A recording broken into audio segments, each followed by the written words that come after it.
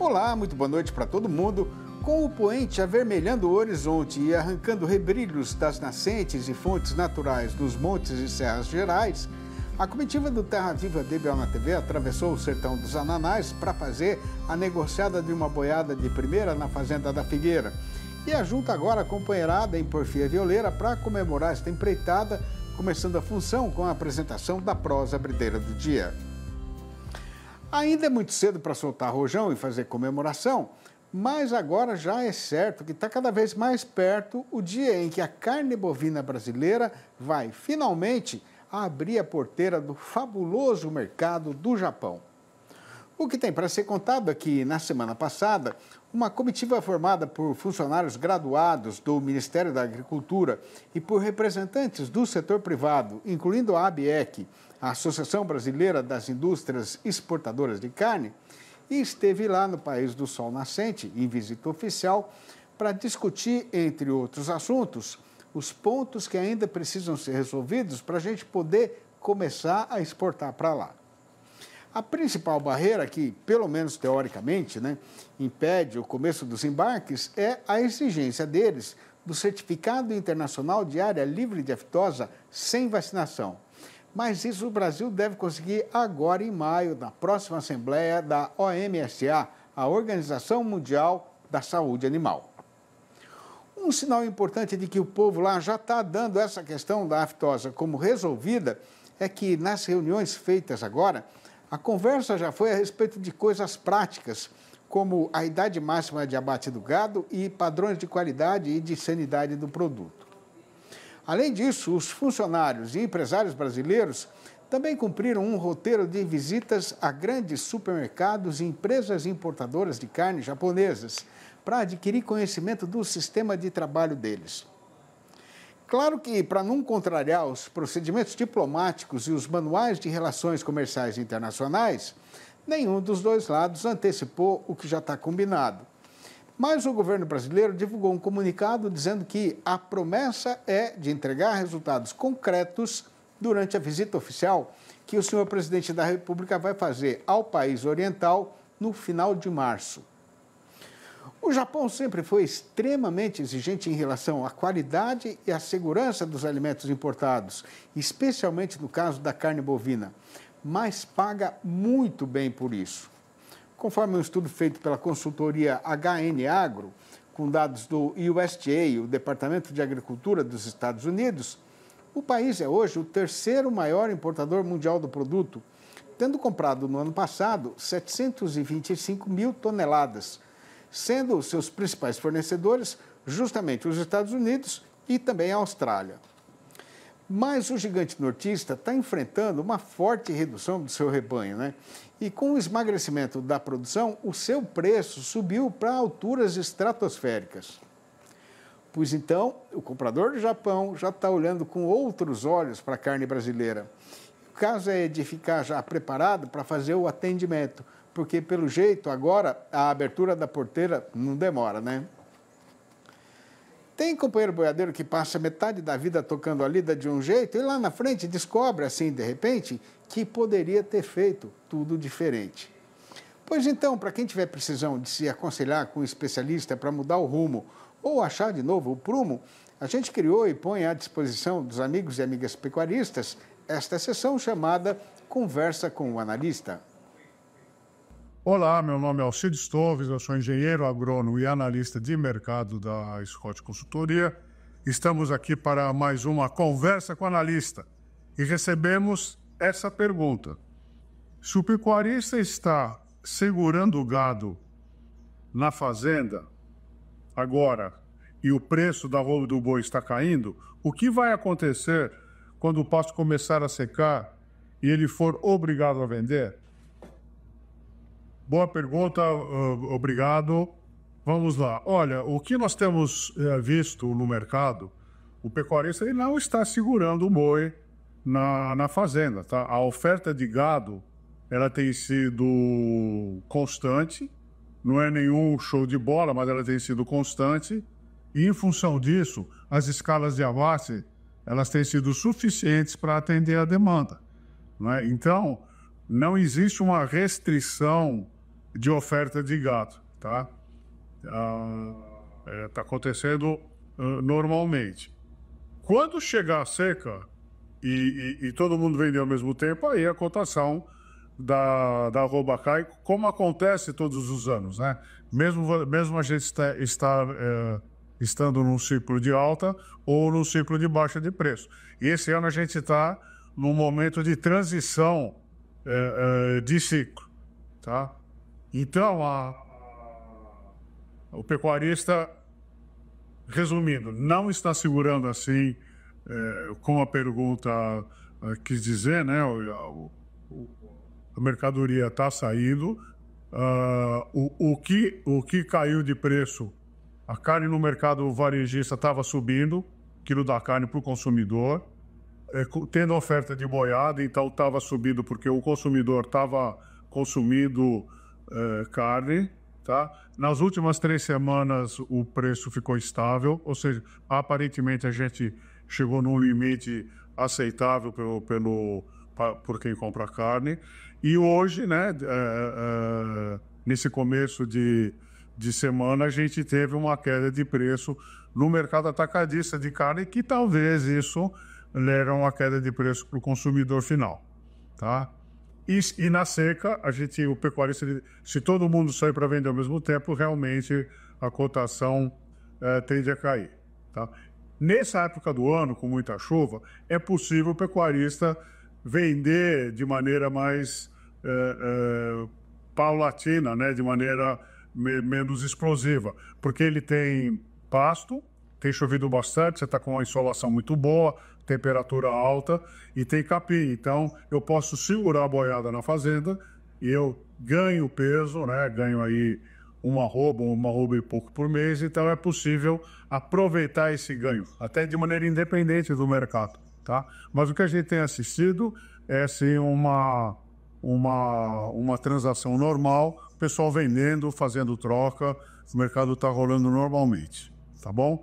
Obrigado pela pergunta, desejo aí a todos boa saúde, bons negócios e até a semana que vem. E a tradição nas transmissões dos leilões do Terra Viva agora vai ser 100% online, a partir deste próximo domingo, dia 23 de fevereiro. Depois de 20 anos juntando o campo com o mercado, o nosso canal Terra Viva está baldeando agora toda a sua experiência para o tal do mundo digital. Os leilões que o companheiro e a companheira boiadeiros confiam agora vão estar disponíveis exclusivamente pela internet. E quem quiser vai poder acompanhar tudo pelo nosso site e pelo canal no YouTube, com a credibilidade de quem entende do agronegócio. Assista de onde estiver, com a qualidade que só o Terra Viva pode oferecer. Participe com a gente, entre na nossa conexão e faça negócios excelentes. Com o sol já fazendo meio-dia e estando ainda distante da freguesia, a comitiva faz agora uma parada ligeira na beira desta aguada para descansar a boiada. Mas não vai demorar nada para nossa lida marchadeira ser retomada. Aguarde. Impresso ou digital? Se você quer o melhor conteúdo para a pecuária, fique com os dois. Tenha sempre seus exemplares da DBO à disposição, no escritório, na caminhonete ou ao alcance de seus colaboradores na fazenda. DBO é fonte de conhecimento, reportagens de campo, matérias, artigos e análises de mercado. Entre lá na nossa loja no portal DBO e faça sua assinatura impressa e digital ou só digital. O companheiro fazendeiro que está um pouco mais zerado nessa lida de ganhar a vida plantando roça ou criando gado, tem bem recordação de 2 grandes revoluções nascidas ou aperfeiçoadas aqui, né, pela mão de cientistas brasileiros que mudaram a história não só da agropecuária nacional, como também de praticamente todas as regiões de clima tropical do nosso planeta. Uma delas foi o plantio direto e a outra a integração da boiada com a lavoura e, em alguns casos, com a floresta plantada, né? Todo mundo no país inteiro já tem plena sabedência do altíssimo nível de eficiência destas tecnologias.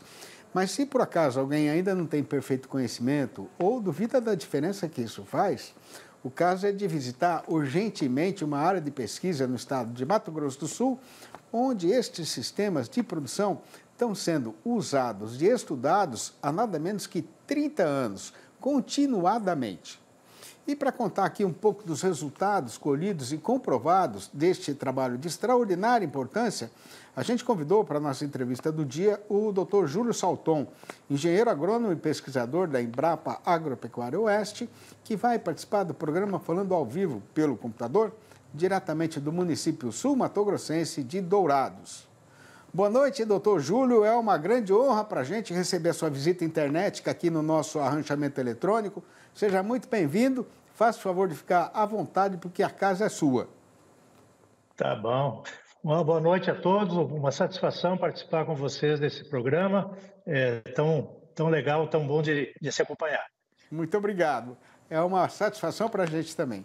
Ô, Júlio, quando foi que essa pesquisa foi começada e o que é que vocês estavam querendo estudar nessa área aí da Embrapa? Então, felizmente a gente está podendo contar essa história, né? Porque isso começou lá por volta de 1994, 1995. Na época, aqui na região, pessoal, bom, desde aquela época até hoje, a gente continua enfrentando os veranicos, né? Que são aqueles períodos de falta de chuva durante o período da estação chuvosa, né? E, na época, os produtores aí estavam decididos que tinham que tomar uma atitude, porque era difícil de conviver com aquela situação. As produtividades, na época, falando de soja, né, eram baixas, né? Se produzia 30 sacos, 35 sacos por hectare, e isso não era assim, viável na época. Então, o pessoal decidiu que precisava fazer o tal do plantio direto. Mas, no nosso ambiente, para fazer, bom, em todo lugar, o plantio direto exige que você tenha uma boa cobertura do solo. E no nosso ambiente era difícil de ter essa cobertura, porque a produção das culturas de entre safra produziam muito pouca palhada e isso não era suficiente. E aí alguns produtores mais visionários, né, e outras instituições, a própria Embrapa, né, buscando essas opções, se encontraram com a braquiária, né, que na época estava em plena expansão nas áreas de pecuária. E tal foi o negócio que, poxa, por que não pode ser a braquiária a planta que vai fazer a cobertura que nós precisamos para ter um bom plantio direto da soja? E essa foi a ideia, né? Então, começou-se a testar, e aí tem uma participação muito grande de produtores, né? Aqueles produtores que a gente chama de professor pardal, né? Que faz adaptações, que tenta enfrentar um problema e buscar a solução para aquele problema. E assim foi feito, tanto que se conseguia fazer o plantio direto da soja em cima de uma pastagem de braquiária dessecada, né? Os herbicidas não eram, vamos dizer assim, tão eficientes quanto os que hoje temos, né? Mas se conseguia fazer essa rotação. Então, isso aí foi o início aí vamos testar esse sistema, né? Veja que aí foram se passando safras e anos, né? E hoje nós estamos completando 30 safras, 30 colheitas, né? Dessa forma de produção. E ao longo desse tempo todo, muitos estudos, né, foram feitos para medir os efeitos desse sistema, tanto para a soja, quanto para o solo, para o ambiente como um todo. Pois é, isso que eu ia te perguntar agora, né? Quer dizer, a 30ª safra de soja nessa área que está sendo estudada, né? Como é que foi, como é que está sendo o resultado dessa colheita, a produtividade, o que evoluiu nesses 30 anos? Perfeito. Então, só antes disso, um pequeno esclarecimento. Como é que a gente faz a rotação de lavouras de soja com a pastagem? Nós adotamos desde o início ciclos de 2 anos. Então, tem 2 safras de soja, 2 períodos de verão com pasto e animais pastejando. Aí mata-se pasto, desseca-se pasto, mais 2 safras de soja e assim mais 2 anos de pastagem em sequência, né? Isso então quer dizer que nós já temos 15 ciclos de 2 anos, né? Porque são 30 anos de condução. Muitas coisas bacanas a gente observou, né? A gente pode falar os efeitos, por exemplo, desse sistema em que nos proporciona uma maior estabilidade de produção da soja. É algo que se buscava, né? A pastagem também, além de ter uma pastagem de elevada qualidade, porque não tem pasto velho, né? É pasto de 1 ano e pasto de 2 anos. Quando ele vai entrar para o 3º ano, já não tem mais pasto, volta a soja. Então, esse ciclo todo, para a produtividade das culturas, permite essa estabilidade que se deseja. E para a pecuária, nós temos um pasto de excelente capacidade produtiva, né? Porque ele vem logo após 2 anos com soja. Então, ele tem uma reciclagem de nutrientes, uma série de vantagens. E outras, bom, se a gente for enumerar aqui todas as vantagens, os estudos feitos nesse período aí, nós vamos ficar aí de prosa por muitas horas. Uma coisa que eu queria te perguntar, assim, você falou da questão dos veranicos aí no começo do trabalho, né? Resolveu esse problema, Júlio? Então, os veranicos continuam, infelizmente, né? Essa safra ainda, a gente olhando agora os resultados de produtores, né? Com muitas áreas, infelizmente, com mais perdas, né? Repetindo esse fenômeno que é típico aqui dessa região. Mas o que se consegue? Se consegue diminuir esses efeitos. Por quê? Porque um solo onde tem essa palhada da braquiária e onde tem raízes dessa braquiária, nós temos mais água armazenada. A infiltração da água da chuva é maior e o armazenamento dessa água é maior. Portanto, não vai resolver o problema de falta de chuva, se faltar chuva 15, 20 dias, como esse dezembro nós tivemos aqui, né? Mas ele diminui as perdas. E é isso que a gente pode fazer, né? Se eu não tenho como irrigar, né? Eu vou ter que diminuir as perdas decorrentes desse veranico. O que a gente consegue, sem dúvida nenhuma, com esse sistema de produção. Agora, Júlio, rapidamente para a gente concluir a prosa, né? Esses resultados que foram apurados aí em Dourados, na região central do Brasil, servem para outras regiões? Com certeza. Bom, assim, nossa área aqui era uma área de solo argiloso, de, vamos dizer assim, média boa fertilidade natural, mas o fenômeno ele vai acontecer da mesma forma, talvez em valores diferentes. Se eu for para um solo mais arenoso, um solo de textura média, talvez os números, talvez não, com certeza os números não vão ser os mesmos, mas o processo ele é semelhante, né? Então, o efeito, por exemplo, da pastagem na melhoria da qualidade física do solo, permitindo a água infiltrar, a água ficar armazenada e fornecer para as plantas, isso vai acontecer sem dúvida nenhuma. Muito bom. Ô, Júlio, queria te dar os parabéns, né, para você e para toda a equipe que participou e que participa há tantos anos desse projeto, que é revolucionário para o Brasil, né? E agradecer a vocês da Embrapa, em nome de toda a pecuária brasileira, pelo extraordinário serviço que vocês prestam ao setor, né? Vocês são responsáveis hoje pela riqueza do agronegócio brasileiro. Muito obrigado, um grande abraço para você e até a próxima. Ok, nós que agradecemos a atenção e estamos à disposição sempre que possível. Muito obrigado. Grande abraço. Outro abraço. A siriema que estava cantando na beira do Panema se aquietou e se retirou para o mato, de certo para dar o trato para o filhotinho que estava esperando no recolhimento do seu ninho. E a gente então aproveita este momento e faz mais uma parada ligeira para recomeçar depois a nossa lida novidadeira com a recitação ao povo aqui desse sertão do noticiário e do nosso comentário a respeito da evolução da cotação do boi gordo no leito, que tem hoje a seguinte manchete anunciadeira. A exportação está apresentando forte recuperação em fevereiro, mas com a oferta de gado terminado aumentando e o consumidor brasileiro cada vez mais vasqueiro e alongado do mercado, a balança continua desequilibrada e a nossa praça boiadeira agora está largada e desinvestada na descida da ribanceira. Terra Viva DBO na TV volta já. Aguarde. Virando a página do meu caderninho e seguindo no caminho que tinha sido marcado no nosso roteiro estabelecido, o assunto escolhido para ser falado agora é o caso acontecido com o boi gordo no mercado.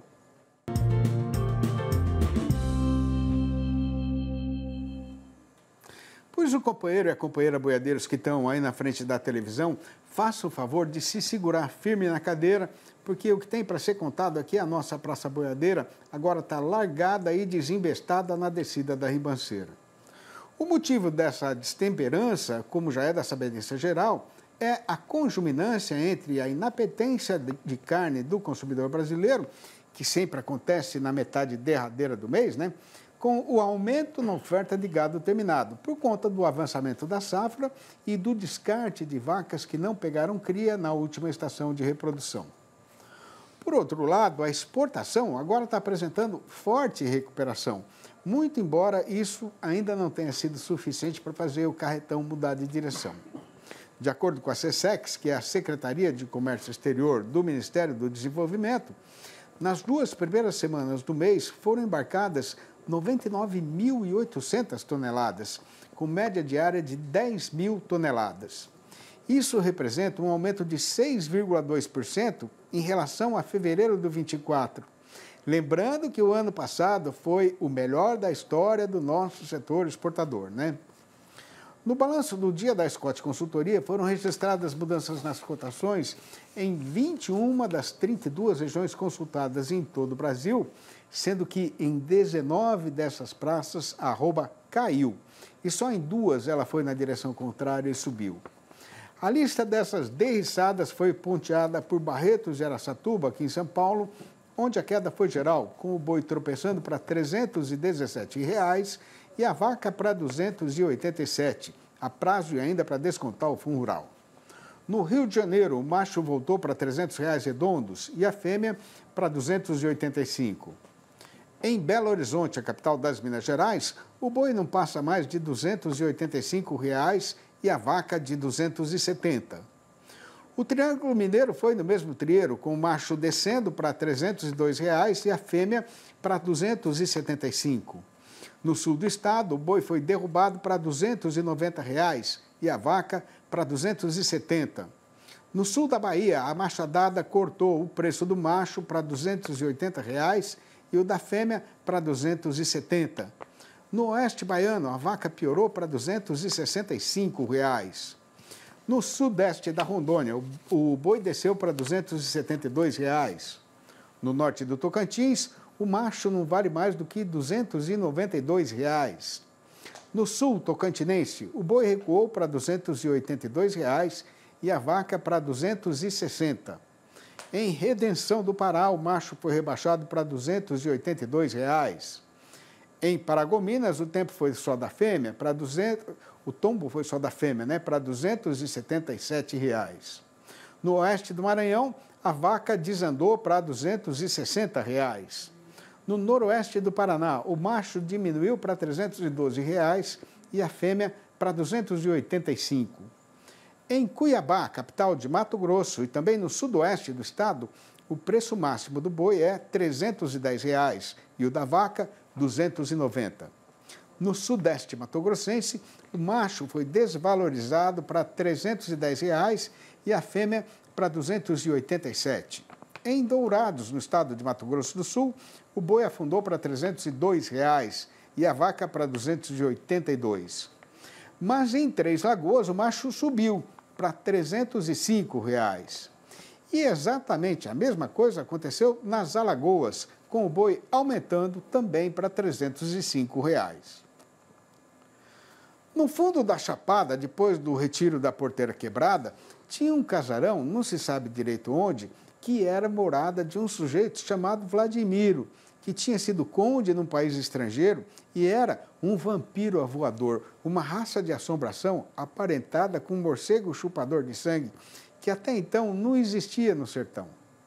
Não se tem mais sabedência do seu paradeiro, mas ele deve ter tido alguma inquerência, porque aqui tem muito lobisomem e eles não devem ter gostado da concorrência. E conforme os companheiros e companheiras boiadeiros ou não já estão devidamente informados, eu fui ajuntando essas prosinhas rimadas, todas de minha autoria, ao longo dos últimos tantos anos, para realizar o meu sonho de escrever um livro de poesia. E hoje eu sou um caboclo muito privilegiado, porque eu consegui publicar não um, mas estes 4 livros que fazem parte da minha série Versinhos de Caipira. e modestamente ficou um mais bonito do que o outro, viu? Se o amigo e a amiga quiserem saber como fazer para comprar um exemplar ou logo a coleção inteira, podem ligar diretamente para mim no telefone 11 98 224 1807. Eu vou repetir, 11 98 224 1807. Ou mandar um e-mail para sidneymastico@uol.com.br ou ainda achar meu nome lá no Facebook. E chegando nesta encruzilhada, a gente se aparta da companheirada para pegar a outra estrada, mas já deixa marcada a volta do Terra Viva DBO na TV para amanhã, às 6h30 e às 10h30 da manhã e também às 7h25 da noite. Um abraço para todo mundo e até mais ver então.